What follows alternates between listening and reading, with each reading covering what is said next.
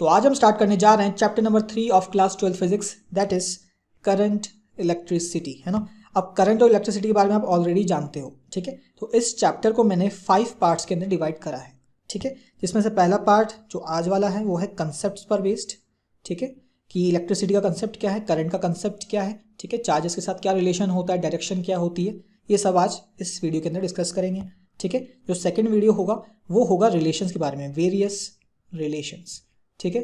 ये काफ़ी बोर्ड्स के हिसाब से काफ़ी इंपॉर्टेंट टॉपिक है, क्योंकि इसके अंदर डेरिवेशंस होते हैं। ड्रिफ्ट वेलोसिटी के बारे में हम पढ़ेंगे, कंडक्टिविटी के बारे में क्या रिलेशंस होते हैं इन सब के बीच में, टेम्परेचर और रेजिस्टेंस के बीच में, ये सारे रिलेशंस अपन डिस्कस करने हैं सेकंड वीडियो के अंदर, ठीक है। तो थर्ड वीडियो होगा आपका सेल्स पर, ठीक है। जो सेल्स होते हैं, कॉम्बिनेशन ऑफ सेल्स क्या है, इंटरनल रेजिस्टेंस क्या होता है, सेल्स कैसे इलेक्ट्रिसिटी प्रोवाइड करते हैं, इसके बारे में डिस्कस करेंगे थर्ड वीडियो के अंदर। जो फोर्थ पार्ट के अंदर हमको पढ़ना है किरचॉफ्स लॉ के बारे में, किरचॉफ्स लॉ। तो 2 लॉ दिए थे इन्होंने किरचॉफ सर ने, जो अपने को न्यूमेरिकल्स करने में काफ़ी हेल्प करते हैं, ठीक है। तो इनके बारे में पढ़ना है ना, जिससे न्यूमेरिकल सॉल्व होंगे, एग्जाम में आते भी हैं, ठीक। और जो फिफ्थ पार्ट होगा वो होगा आपका मेजरिंग डिवाइसेस, ठीक है, जिसके अंदर आपका जो वेट स्टोन ब्रिज होता है वो आ जाता है, पोटेंशियोमीटर आ जाता है, ठीक है। तो इसके बारे में देखेंगे ये मेजरिंग डिवाइसेस क्यों कहते हैं, है ना, उनकी डेरिवेशंस क्या है, इनके फॉर्मूले क्या है, वो सब हम डिस्कस करेंगे बारी बारी से।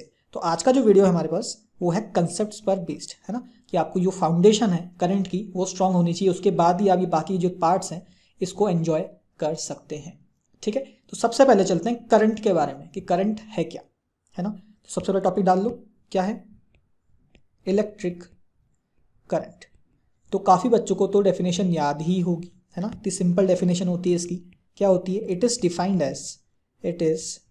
Defined as rate of flow of charge through a conductor, ठीक है भाई। कंडक्टर तो अपने ऊपर चार्ज रखते हैं, तो rate of flow of charge through a conductor is defined as electric current, ठीक है। मान लो कि यहाँ से ये कंडक्टर है, ठीक है, तो यहाँ पर चार्जेस हैं, मान लो ये चार्जेस हैं इधर, तो यहाँ से यहाँ जो जाएंगे, है ना, जब इसके थ्रू मतलब इससे पास होते हैं, है ना, तो किस रेट से पास हो रहे हैं उसको क्या बोलते हैं हम, इलेक्ट्रिक करंट कहते हैं। तो फ्लो ऑफ चार्ज से आप बिल्कुल इसकी इक्वेशन निकाल सकते हो, आई से मैं रिप्रेजेंट करूंगा किसको, करंट को, इलेक्ट्रिक करंट को, क्या लिख सकता हूँ, rate of flow of charge. तो चार्ज अपॉन टाइम, क्या है ये, चार्ज अपॉन टाइम, ठीक है। ये होती है आपकी कब, जब आपका जो करंट है वो हो स्टेडी मतलब इक्वल, स्टेडी मतलब कांस्टेंट, इक्वल करंट बह रहा है। जैसे फॉर एग्जांपल मैं आपको कहता हूँ कि आपका जो चार्ज है वो 10 कूलॉम्ब चार्ज आपके पास था एक कंडक्टर के अंदर, वो कंडक्टर से पास कर गया कितने सेकंड में, वो पास कर गया मान लो 2 सेकंड के अंदर वो पास कर गए, ठीक है। तो आपको निकालना है व्हाट इज आई कितना है, तो आप निकाल सकते हो I equals to charge upon time, charge flown मतलब कितना चार्ज पास कर गया, 10 कूलॉम्ब चार्ज पास कर गया, तो 10 अपॉन कितने सेकंड में, कितने टाइम में, 2 टाइम में, तो 2 अपॉन 5 सेकेंड्स, 5 एम्पियर, ठीक है।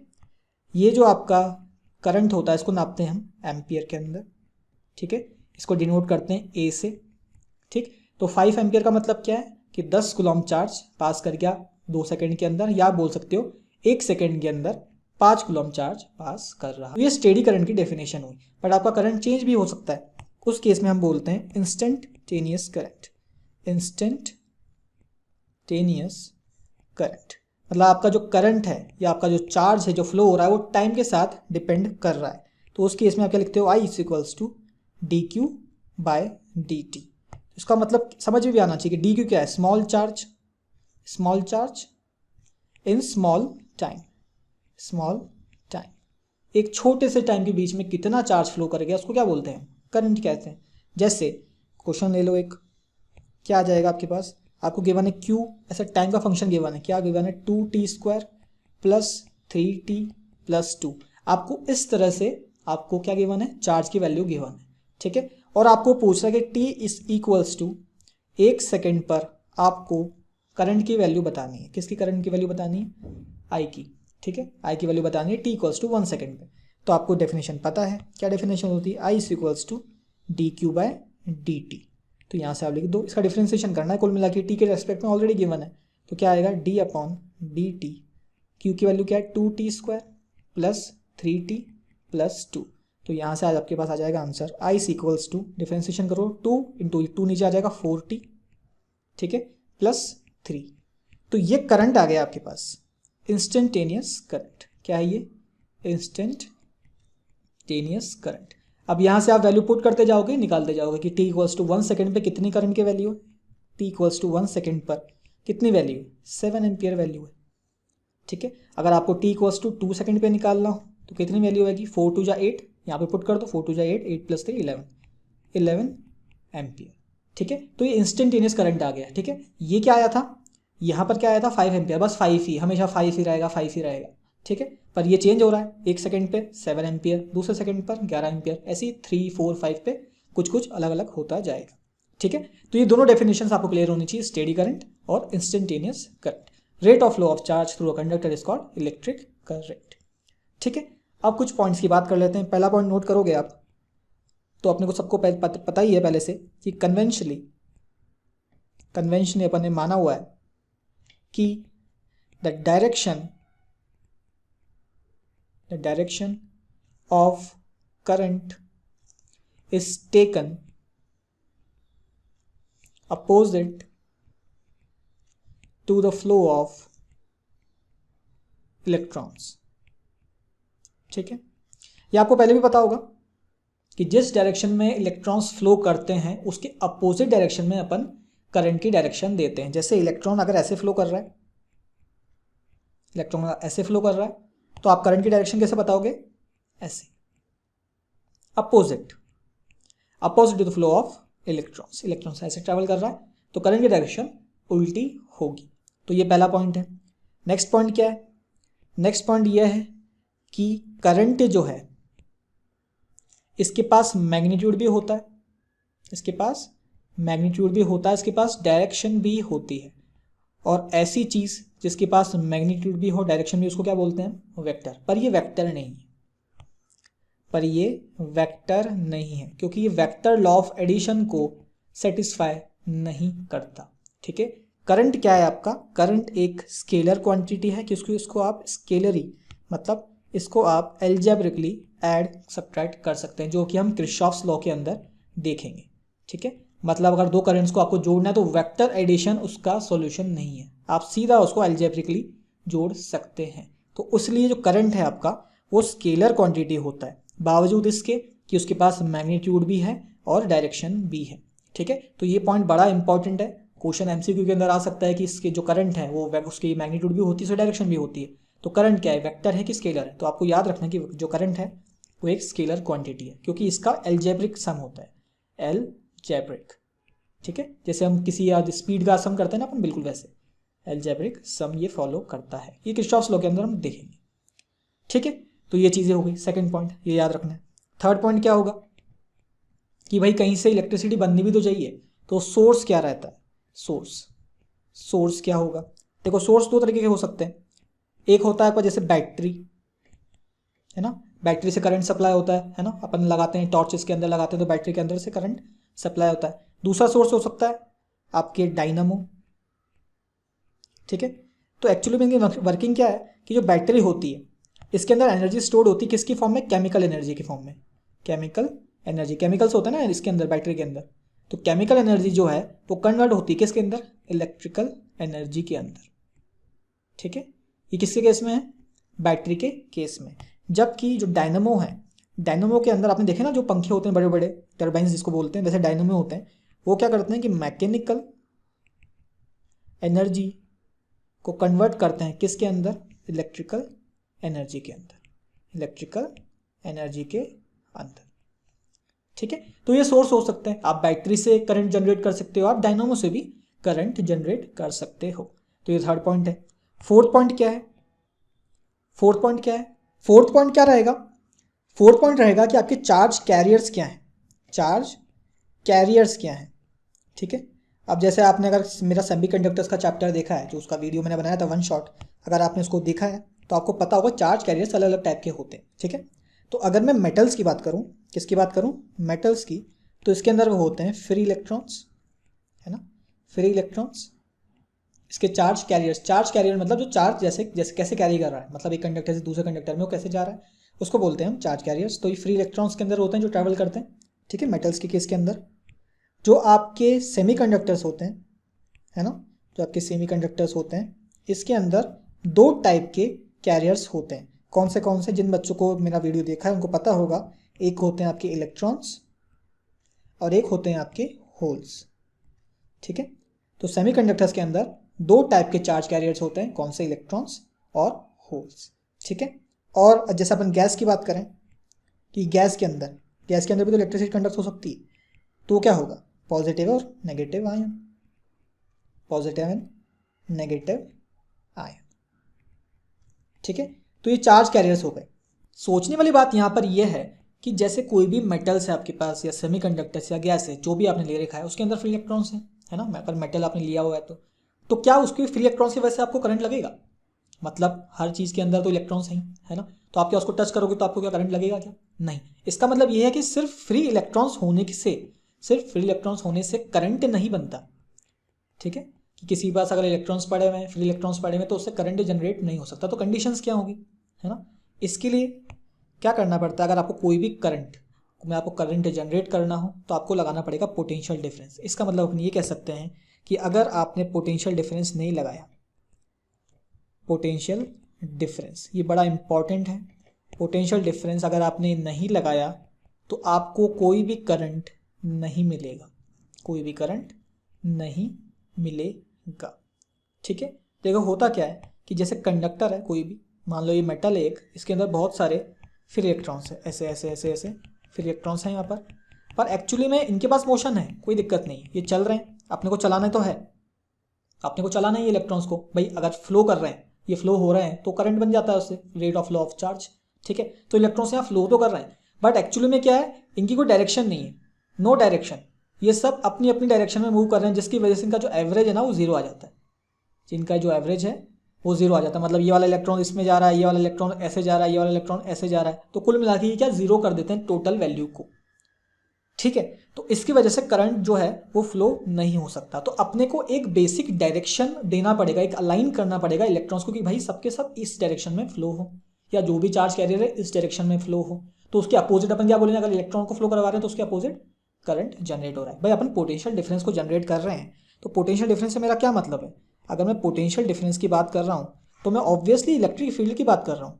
किसकी बात कर रहा हूँ, इलेक्ट्रिक फील्ड की, क्योंकि अपन को पता है कि ई क्या होता है, वी अपॉन डी होता है। तो अगर आप यहाँ पर किसी कंडक्टर पे अगर पोटेंशियल डिफरेंस लगाते हैं ऐसे करके, अगर पोटेंशियल डिफरेंस आपने लगाया तो ऑब्वियसली आपने क्या करा, यहाँ पर ये पॉजिटिव है ये नेगेटिव है, तो आपने इलेक्ट्रिक फील्ड लगा दी ना, ऐसे आपने इलेक्ट्रिक फील्ड ऐसे लगा दी। तो इलेक्ट्रिक फील्ड लगाने की वजह से जो कैरियर्स होंगे उस पर फोर्स लगेगा, और फोर्स लगने की वजह से वो एक ही डायरेक्शन में ट्रैवल करने की कोशिश करेंगे, ठीक है। तो उसलिए पोटेंशियल डिफरेंस लगाना बहुत ज़्यादा ज़रूरी है, ठीक है। जब आप नहीं लगाओगे, जब आप नहीं लगाते हो पोटेंशियल डिफरेंस, तो उसके अंदर चार्ज कैरियर्स तो होंगे और उनके अंदर मोशन भी होगा, फ्लो तो वो होंगे, पर उनकी एवरेज वेलोसिटी होगी जो सारे चार्जेस की, जो एवरेज वेलोसिटी होगी वो ज़ीरो होगी। उसकी वजह से वो पर्टिकुलर पाथ को फॉलो नहीं करते, करंट प्रोड्यूस नहीं हो पाता, ठीक है। तो ये चीज़ें हो गई। तो इसके लिए क्या मतलब, अपने को पोटेंशियल डिफरेंस तो लगाना ही पड़ेगा। अब पोटेंशियल डिफरेंस लगाएंगे तो क्या होगा, उसको ध्यान से सुनना। पोटेंशियल डिफरेंस, पोटेंशियल डिफरेंस जब अपन लगाते हैं ना, तो मान लो आपके पास एक ऐसा ये है, यहाँ पर ऐसे चार्जेस है, ठीक है, और आपने पोटेंशियल डिफरेंस लगा दिया इधर V, पोटेंशियल डिफरेंस लगाया तो ये पॉजिटिव है ये नेगेटिव है, ये पॉजिटिव हो जाएगा ये नेगेटिव हो जाएगा, ठीक है। इलेक्ट्रिक फील्ड कैसे जाती है, पॉजिटिव से नेगेटिव जाती है, तो इलेक्ट्रिक फील्ड ऐसे लग रही है। मान लो ये आपके इलेक्ट्रॉन्स हैं, मान लो ये आपके इलेक्ट्रॉन्स है, अगर इलेक्ट्रिक फील्ड ऐसे जा रही है, अगर आपके पास इलेक्ट्रिक फील्ड जो है वो ऐसे जा रही है, तो जो आपका इस पर फोर्स लगेगा वो कैसे लगेगा, इस साइड लगेगा, क्योंकि ये नेगेटिव है ना, ये नेगेटिव है। इलेक्ट्रिक फील्ड अगर इस साइड लग रही है तो फोर्स इलेक्ट्रॉन्स पर उल्टी साइड लगेगा, क्योंकि नेगेटिव चार्ज पार्टिकल। तो फोर्स तो ये कहाँ मूव करेंगे, ये इधर मूव करना स्टार्ट करेंगे। कहाँ मूव करना स्टार्ट करेंगे, इधर मूव करना स्टार्ट करेंगे। और जहाँ पर अगर इलेक्ट्रॉन्स ऐसे जा रहे हैं तो आपका जो करंट है वो ऐसे जाएगा। तो आप ऐसे बोल सकते हो आपका करंट कैसे जा रहा है, अगर ये इलेक्ट्रॉन्स ऐसे जा रहे हैं तो आपका करंट जा रहा है ऐसे, यूँ करंट आपका ऐसे जा रहा है, ठीक है। उसलिए हम बोलते हैं कि पॉजिटिव टर्मिनल से करंट निकलता है। कहाँ से निकलता है, पॉजिटिव टर्मिनल से, ठीक है, तो यहाँ पर हुआ क्या, यहाँ पर क्या हुआ कि आपने पोटेंशियल डिफरेंस की वजह से इलेक्ट्रिक फील्ड लगाई, उस इलेक्ट्रिक फील्ड की वजह से इलेक्ट्रॉन्स पर फोर्स लगाना स्टार्ट हुआ, उस फोर्स की वजह से वो अलाइन हो गए और एक पर्टिकुलर पाथ को फॉलो करने लगे। तो इसका मतलब ये नहीं कि उनकी वेलोसिटी एकदम से इंक्रीज होने लगेगी, ऐसा नहीं है, क्योंकि कोलिजन्स तो हो रहे होंगे ना, कोलिजन्स तो हो रहे होंगे, जैसे एक इलेक्ट्रॉन इधर है, एक इलेक्ट्रॉन इधर है, ठीक है, तो जैसे ही अलाइन करेंगे तो ये हो सकता है यहाँ पे अगर भिड़ जाए तो ये इसको आगे धक्का दे देगा, ठीक है, तो आपकी जो वेलोसिटी है ना वो इतनी तेजी से इंक्रीज नहीं होने वाली, ठीक है, बट एक पाथ तो मिल जाएगा जिससे वो फ्लो करने लगेंगे। इसी को हम बोलते हैं ड्रिफ्ट वेलोसिटी। क्या बोलते हैं, जो स्मॉल वेलोसिटी होती है ना, क्योंकि कोलिजन की वजह से ऑब्वियसली जो आपकी वेलोसिटी वो कम हो जाएगी, है ना, क्योंकि आपको टकरा रहे इतने सारे इलेक्ट्रॉन्स अंदर के वो टकरा रहे हैं भाई, जा तो फोर्स सबके ऊपर ऐसे ही लग रहा है, बट एक्चुअली टकरा जाएंगे ना, बहुत सारे टकरा जाएंगे ऐसे ऐसे करके, ठीक है, तो उसकी वजह से उसकी जो वेलोसिटी है वो कम हो जाएगी। इसको क्या बोलते हैं हम, ड्रिफ्ट वेलोसिटी कहते हैं। तो नेक्स्ट पॉइंट क्या है, ड्रिफ्ट वेलोसिटी, ठीक है, ड्रिफ्ट वेलोसिटी क्या होती है, it is defined as the velocity with which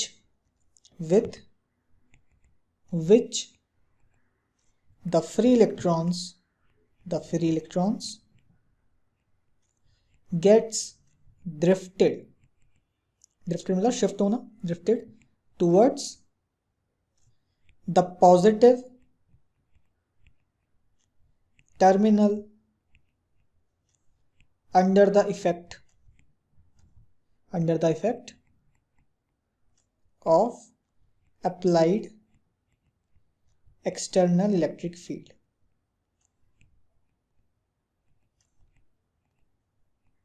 ठीक है, डेफिनेशन बहुत बड़ी है पर मतलब बिल्कुल साफ है। क्या है, it is defined as the velocity with which the free electrons की हम बात कर रहे थे अभी, gets drifted towards the positive terminal under the effect of applied external electric field. यही तो करा था अपन ने अभी, क्या करा था, यहाँ पर अपन ने यहाँ पर पोटेंशियल डिफरेंस लगा दिया था, उसकी वजह से इलेक्ट्रिक फील्ड ऐसे लग गई थी, तो अप्लाइड एक्सटर्नल इलेक्ट्रिक फील्ड लग गई, इसकी इफेक्ट की वजह से इस पर फोर्स ऐसे लगा, तो इलेक्ट्रॉन्स ऐसे शिफ्ट होने लगे, किधर शिफ्ट होने लगे, शिफ्ट इधर होने लगे, पास पॉजिटिव टर्मिनल की तरफ। देखो ये पॉजिटिव ना, ये पॉजिटिव टर्मिनल है, तो पॉजिटिव टर्मिनल की तरफ शिफ्ट होने लगे। तो वही तो डेफिनेशन बोल रहा है कि ऐसी इलेक्ट्रिक फील्ड लगा दी आपने कि वो पॉजिटिव टर्मिनल की तरफ शिफ्ट होने लगे। इसको क्या बोलते हैं, ड्रिफ्ट वेलोसिटी कहते हैं। अब ये काफ़ी इंपॉर्टेंट टर्म है, ठीक है, ड्रिफ्ट वेलोसिटी। इसको कैसे रिप्रेजेंट करते हैं, वी डी से, ठीक है, ये वेक्टर ऊपर लगा क्योंकि वेलोसिटी है, ठीक है, वी डी वेक्टर। ठीक, नेक्स्ट जो पॉइंट है वो है आपका करंट डेंसिटी। क्या है, करंट डेंसिटी, ठीक है, डेंसिटी आपको समझ में आ ही गया होगा, क्या होता है, current per unit area of cross section is called current density, इसको आप कैसे रिप्रेजेंट करते हो, J से, ये भी एक वेक्टर है, ठीक है, इसको आप J से रिप्रेजेंट करते हैं, ठीक है। अब देखो J होगा, कैसे लिखोगे J को, करंट पर यूनिट एरिया, तो मतलब current I upon A, area, ये होगा आपका करंट डेंसिटी। यहाँ से यूनिट भी लिख सकते हो, यूनिट क्या होगी, I की क्या यूनिट होती है, एम्पियर, एरिया की मीटर स्क्वायर, तो एम्पियर पर मीटर स्क्वायर इसकी यूनिट होगी, ठीक है। तो ये तो बेसिक डेफिनेशन हो गई जो अपन डेफिनेशन से निकाल रहे हैं इसका फॉर्मूला, ठीक है। अभी रिलेशंस हमको निकालने होंगे, ठीक है। तो अपन ने यहाँ पर क्या डिस्कस करा कि यहाँ पर कुछ ड्रिफ्ट वेलोसिटी है, मतलब ये जो ड्रिफ्ट वेलोसिटी क्या है कि यहाँ से किसी वेलोसिटी से जा रहे होंगे तो वो वीडी लग रही होगी यहाँ पर, है ना, वेलोसिटी की डायरेक्शन भी होती है, अलग अलग इलेक्ट्रिक की अलग जो इलेक्ट्रॉन्स हैं उसकी अलग अलग डायरेक्शंस होंगी, ठीक है। तो अब अपने को डिस्कस करना है कि इलेक्ट्रिक फील्ड जो लग रही थी अपने पोटेंशियल डिफरेंस की वजह से और जो आपकी ड्रिफ्ट वेलोसिटी है उसके बीच में रिलेशन क्या है। तो मैं क्या निकालने वाला हूँ अब,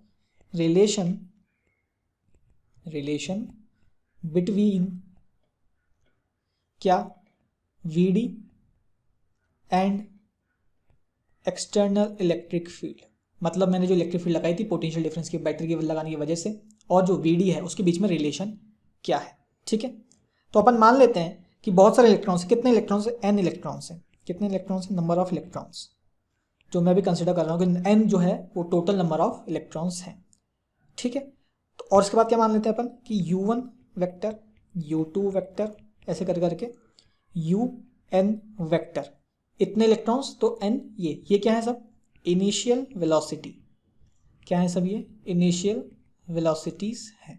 ठीक है, इनिशियल वेलोसिटी मतलब जब आपने पोटेंशियल डिफरेंस को नहीं लगाया, वो इनिशियल वेलोसिटी है ये। ठीक है, जिससे मतलब पोटेंशियल डिफरेंस के लगाए बिना, मतलब इलेक्ट्रिक फील्ड के लगाए बिना जिस स्पीड से जो इलेक्ट्रॉन्स है वो ट्रैवल कर रहे थे, वो क्या है u1 फर्स्ट इलेक्ट्रॉन की, सेकंड की u2, ऐसे करके un, क्योंकि n नंबर ऑफ इलेक्ट्रॉन्स हैं। ठीक है, ये हो गया। अब मान लो कि टाइम tn के बाद, मतलब जैसे मैं मान लेता हूँ कि v1 किसकी वेलोसिटी होगी, v2 किसी इलेक्ट्रॉन की वेलोसिटी होगी, मतलब चेंज हो गई ना ये, जैसे मैंने पोटेंशियल डिफरेंस लगाया वेलोसिटीज चेंज होने लग गई है ना, u1 से कुछ और हो जाएगी, u2 से कुछ और हो जाएगी। ठीक है, तो ये हो गई आपकी फाइनल वेलोसिटी। क्या हो गई आपकी फाइनल वेलोसिटी जब आपने पोटेंशियल डिफरेंस को लगा दी, जब आपने पोटेंशियल डिफरेंस को लगा दिया। मान लो ये सब कब हो रहा है, t1 टाइम के बाद या t2 टाइम के बाद या t3 टाइम के बाद। ठीक है, ऐसे करके हो रहा है। ठीक, अब देखना अब क्या होगा अगर मैं vd लिखना चाहूँ, अगर मैं vd लिखना चाहूँ, ठीक है, जो कि आपकी ड्रिफ्ट वेलोसिटी, वो क्या होगी, एवरेज होती है सबकी, है ना, एवरेज होती है। एवरेज होती तो मतलब क्या है, v1 vector plus v2 vector plus ऐसे कर करके सबका vn वेक्टर अपॉन टोटल कितने थे, n थे, इतनी होनी चाहिए। जो आपकी ड्रिफ्ट वेलोसिटी होनी चाहिए वो कितनी होनी चाहिए, v1 vector plus v2 vector ऐसे कर करके n तक इलेक्ट्रॉन्स आपकी आप क्या ले रहे हो, एवरेज वेलोसिटी ले रहे हो। ठीक है, तो अपॉन n, ये हो गया। ठीक, अब मैं v1 कैसे लिख सकता हूँ, ध्यान से सुनना, आपका जो इलेक्ट्रिक फील्ड लगी हुई थी, मान लो किसी इलेक्ट्रिक फील्ड ई की वजह से लगी, क्या ये कांस्टेंट है, आप बोलोगे सर बिल्कुल कांस्टेंट है, क्योंकि अपन ने बाहर से बैटरी लगाई, वो किसी पोटेंशियल डिफरेंस की होगी, उसकी वजह से इलेक्ट्रिक फील्ड जो है कांस्टेंट अंदर प्रोड्यूस होगी। तो मैं कह सकता हूँ कि इलेक्ट्रॉन्स पे जो फोर्स लग रहा होगा, ये इलेक्ट्रॉन है मान लो ऐसे, वो इलेक्ट्रिक फील्ड ऐसे लग रही है। ठीक है, तो फोर्स कैसे लगेगी, फोर्स लगेगी इसकी ऐसे, फोर्स ऑन इलेक्ट्रॉन कितनी होगी, वो इस डायरेक्शन में होगी, फोर्स कितनी होगी आपकी, फोर्स होगी ई इंटू ई अपॉन, अच्छा ये तो ई है ना, अगर मैं एक्सेलरेशन निकालूं तो कितना आएगा, E into E upon M, ये आपका एक्सेलरेशन होगा। तो क्या पता चल रहा है, ये कांस्टेंट एक्सेलरेशन है, क्योंकि इसके अंदर सारी क्वांटिटीज कांस्टेंट है, ई तो कांस्टेंट है, एम भी कांस्टेंट है, इलेक्ट्रिक फील्ड भी मैंने क्योंकि यूनिफॉर्म लगा रखी है बैटरी की वजह से, तो ये भी कांस्टेंट है। और अगर कांस्टेंट एक्सेलरेशन है तो इसकी वजह से मैं 3 इक्वेशंस ऑफ मोशंस को आसानी से लगा सकता हूँ। तो अगर मैं फर्स्ट इलेक्ट्रॉन की बात करूँ जिसकी वेलोसिटी अब v1 हो चुकी है t1 टाइम के बाद, तो मैं ये कह सकता हूँ कि जो u1 था वेक्टर वो अब v1 हो गया, कब, टाइम t1 के बाद। तो अपन ये कह सकते हैं कि आपका जो इक्वेशन ऑफ मोशन आप लगा सकते हो, v1 vector is equals to u1 vector plus a into t1। ठीक है, एक्सेलरेशन में एक वेक्टर होता है, ये हो सकता है, समझ में आई। ऐसे ही v2 के लिए आप लिखोगे तो क्या आएगा, u2 plus a vector t2, क्योंकि a वेक्टर तो आपका सबका सेम है ना, क्योंकि इलेक्ट्रॉन पे जो एक्सेलरेशन लग रहा है तो सब इलेक्ट्रॉन्स पे सेम ही लग रहा है। ठीक है, सब इलेक्ट्रॉन्स पर सेम लग रहा है, तो ऐसे करते करते आप सबका लिख सकते हो। तो vn जो आएगा आपके पास वो क्या आएगा, un प्लस a का a वेक्टर और tn, ये t1 t2 t3 क्या है, ये टाइम है ना, कि v1 से जब u1 है, u1 से वो v1 हो गया तब उसने कितना टाइम लिया, ये टाइम t1 है। तो सब इलेक्ट्रॉन्स के लिए अलग अलग होगा, है ना, क्योंकि सब अलग अलग डायरेक्शन में मूव कर रहे हैं। ठीक है, तो ये सब चीज़ें होंगी। ठीक, अब इनको ऐड कर दो, क्या कर दो, इनको ऐड कर दो, ऐड करोगे तो क्या आएगा, ऐड मत करो चलो, अब ऐसे करो कि यहाँ पर ये लिखा हुआ था ना मैंने, v1 की वैल्यू रख दो यहाँ से, क्या आएगी, u1 प्लस a t1 है ना, v1 की वैल्यू रख दो u1 प्लस a t1, तो क्या आएगा, जो vd आएगा आपके पास वो आएगा u1 plus a t1 plus ऐसे करके u2 plus a t2 plus ऐसे करते करते कितना आ जाएगा, un प्लस a tn ऐसे आ जाएगा अपॉन n, अपॉन n ही था। ठीक है, अब देखना मैंने आपको ये कहा था कि अगर इसको आप सेपरेट कर लो, क्या कर लो, उसको सेपरेट कर लेते हैं, तो मान लो ऐसा आ गया ये u1, मैं सबके u सेपरेट कर लेता हूँ, u1 u2 ऐसे कर करके un तक आ जाएंगे, ये है ना, कहाँ तक आ जाएंगे, u तक आ जाएंगे। ठीक है, ये ब्रैकेट में ले लिया, प्लस a बाहर निकाल लिया और बाकी सारे t1 प्लस t2 करके कैसे से tn तक ये सारे कॉमन ले लिए upon n।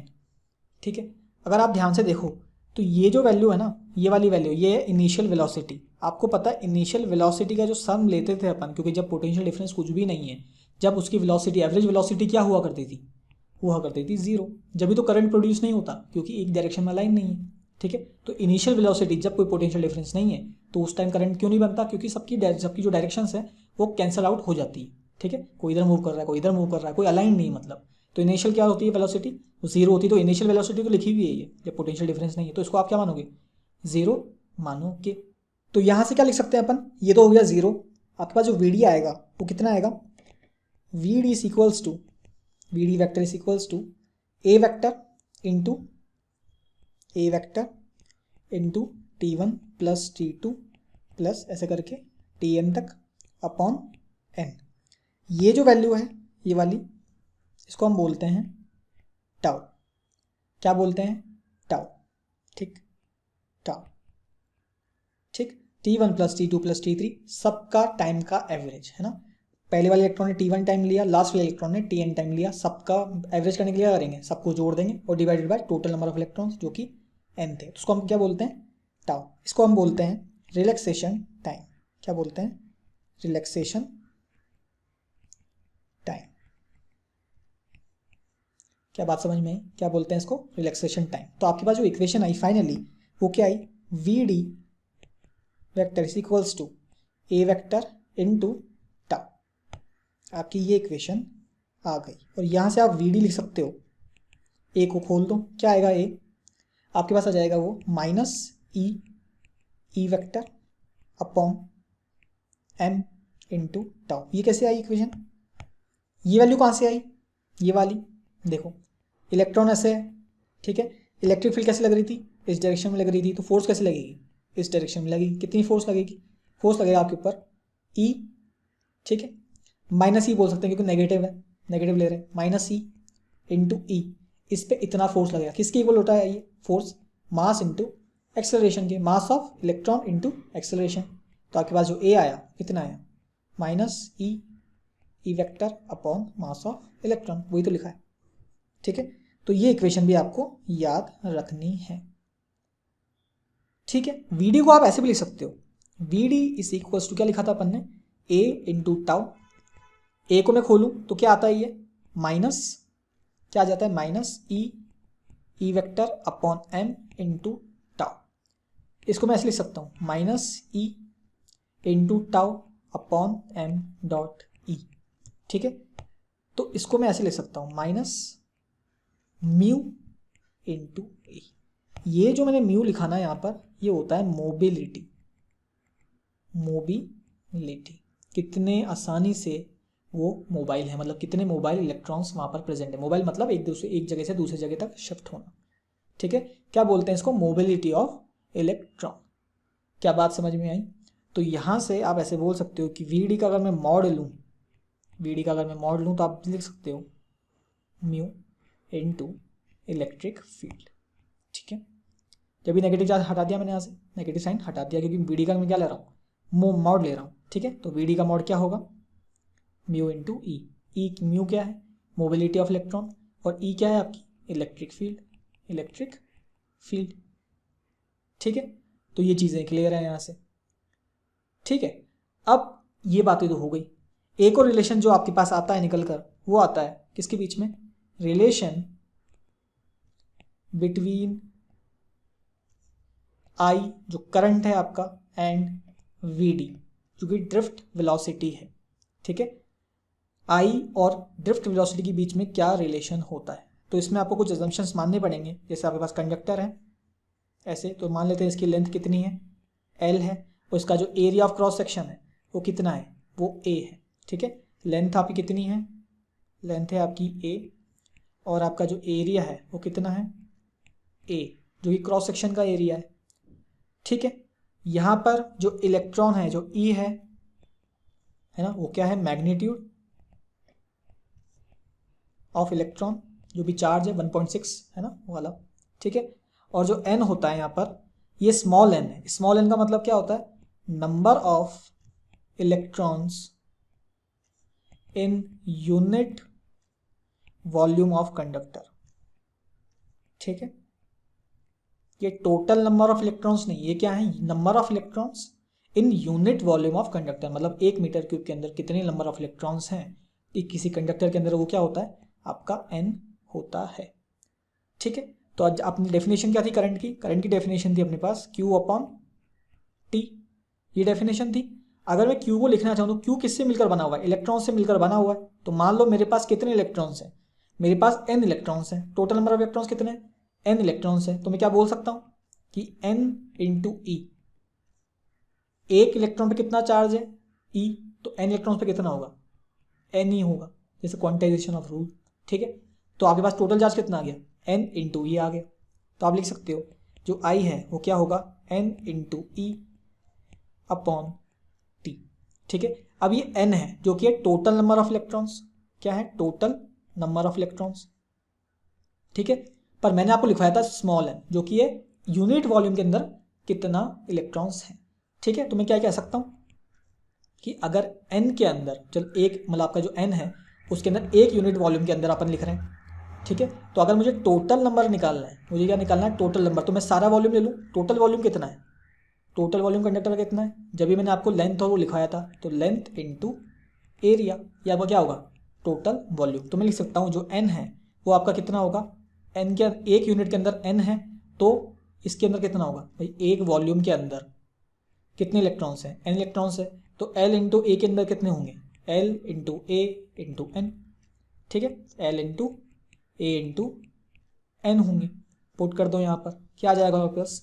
I is equals to n small n into l into A into e, अच्छा ये t हो गया यहाँ पर, इंटू ई अपॉन टी, ये होगा। n की जगह मैंने क्या रख दिया? n l a n रख दिया। ठीक है, यहाँ से आ गया। अब देखो, अगर मैं I को ऐसे लिखूँ, n इंटू ए इंटू ई, ये ब्रैकेट में ले लिया और बाहर निकाल दिया l अपॉन टी, ये क्या है? ये है आपकी ड्रिफ्ट वेलोसिटी।